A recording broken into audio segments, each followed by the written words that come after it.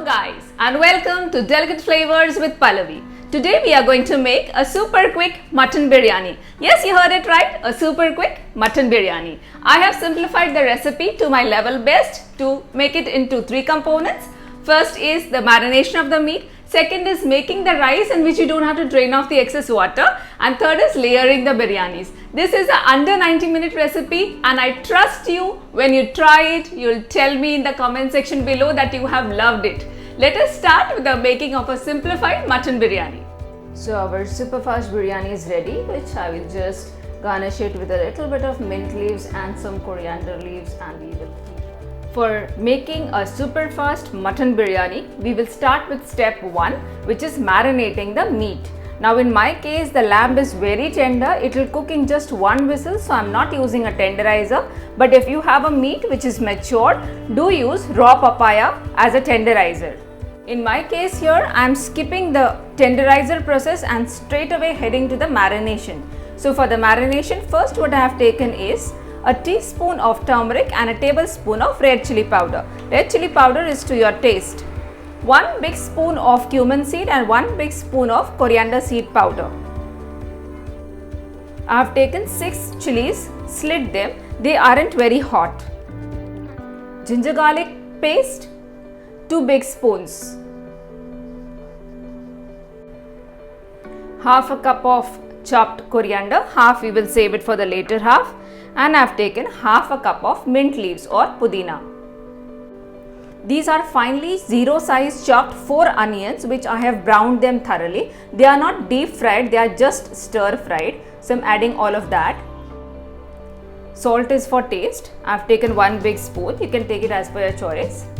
And this is 700 grams of meat. For that I have taken 250 grams of curd.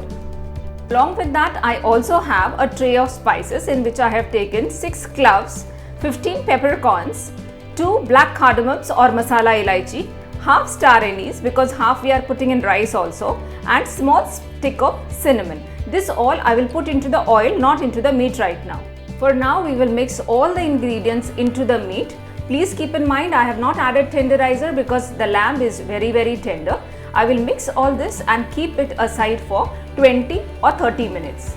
It's well marinated and we will set it aside for 20 minutes. Now in this case, as it is a super quick biryani, 20 minutes is enough. In other cases, you can keep it overnight.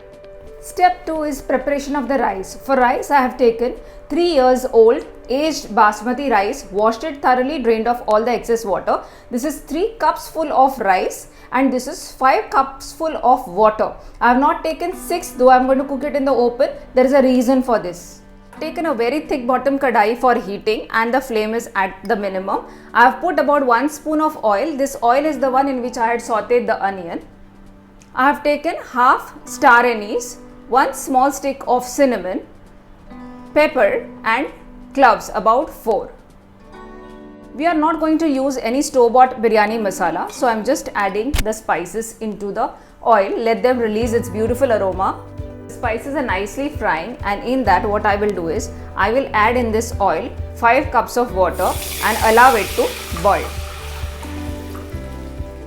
I will increase the flame of the gas. I will make it to the highest possible and I am adding a spoonful of salt to this water. There is no need to take excess water, just continue seeing so you will understand the trick for making the rice for the biryani. The water has come to a vigorous boil. At this point, I am adding some cumin seeds which I forgot to add it in the first half, and I am also adding half a cup of milk. I told you that I have taken 5 cups of water for a reason. This milk in the rice will give an extra punch to the biryani. It will become extra flavorful and creamy. At this point, I am adding the rice into the solution of water and milk. So all the rice is added into the water. I just give it a quick stir, allow it to reach a complete boil, a vigorous boil. You see that the milk and water has come to a boil. I am adding 1 spoonful of ghee at this moment. I'll give it a very quick stir, very carefully. It has come to a vigorous boil. I'll reduce the flame of the gas and cover it and keep it for exactly 15 minutes. Now for the ease of convenience, what I have taken is I am going to cook the meat or the mutton in the cooker. So I have taken about 2 spoons of oil. Now in this oil, I am going to put all the whole spices. Allow them to crackle for 30 seconds and release the aromas. Now at this point I will add in all the marinated meat.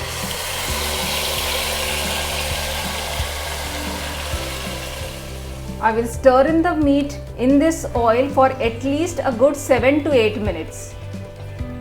I will increase the flame to medium here and allow this mutton to slow cook in all the spices for 7 to 8 minutes. The meat has come to a nice boil. Here at this moment I am going to add 50 ml of water. We don't want a lot of water, this should be enough.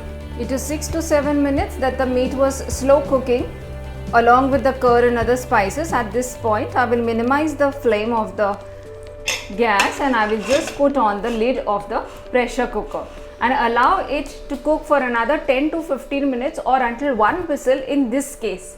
But if your meat is matured, please give it 2 to 3 whistles, or you can ask your butcher or see the instructions on the packet.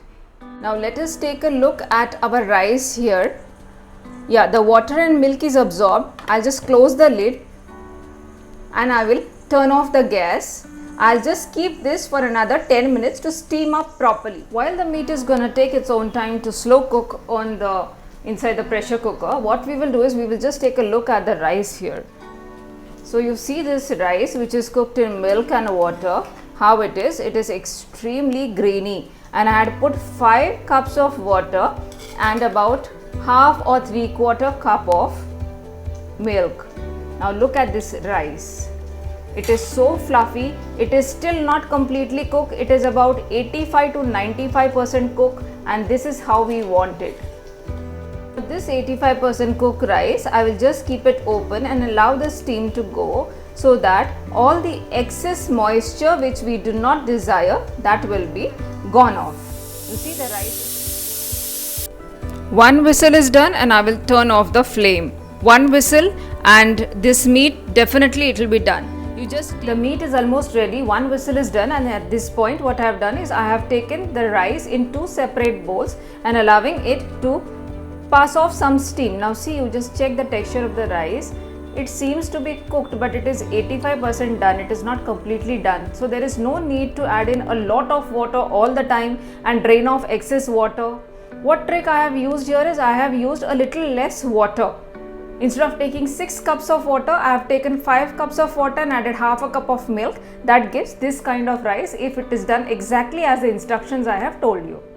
I had kept for the pressure cooker to release the pressure. This is fine, I suppose. Now let me just open and check. Let us check for the gravy. Yeah, the gravy is nice and fine as we wanted. And I will just check for the meat also, the doneness of the meat. Yeah. The meat is also done. Step 1, which was the making and marination of the mutton, is done. Step 2 of the rice is done. Now third step is the layering. For that I am going to layer it in this pressure cooker itself. Of course I am not going to put the whistle on and any whistle or any pressure extra like that. I am just going to pull off 50% of the gravy into another bowl for layering. Now into this, which is the first layer of the meat, I am going to put 50% of the rice. This rice I am going to spread it uniformly on the meat.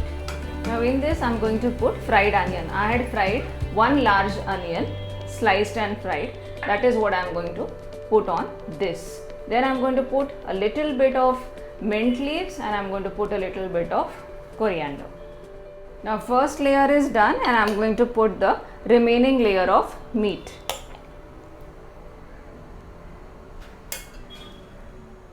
So remaining layer of meat, I will put it on the rice.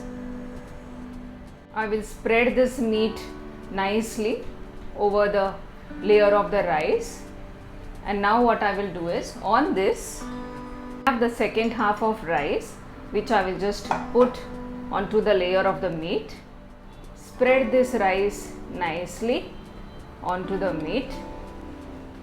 Now I will layer this with another layer of some mint leaves, some coriander leaves, some fried onion. Also I had soaked in some saffron strands into some lukewarm milk, which I am just pouring it all here. And this is some rose water. It is not rose essence, it is pure rose extract, so that I am putting it here. Now the pressure cooker along with all the layers of the beautiful meat and the rice. I've put it inside. The flame is at its lowest. Now we will just steam it for another 7 to 8 minutes. I'm just putting in some ghee. This is homemade clarified butter. I will just close the lid of the pressure cooker and allow it to be at a very slow flame for 10 minutes. We won't need a whistle to blow, but the whistle we need for the pressure to be developed. We'll turn off the gas with the timer in 10 minutes, not a minute more. The rice and the meat has been sitting into the pressure cooker for 10 minutes. It is exactly 10 minutes and I will turn off the flame. We will wait for another 10 minutes and then open the lid. It is 10 minutes that the flame was shut off. We will just try and open this pot of wholesome goodness. Look at this, and now we will serve this nice, flavorful, wonderful, delicate biryani.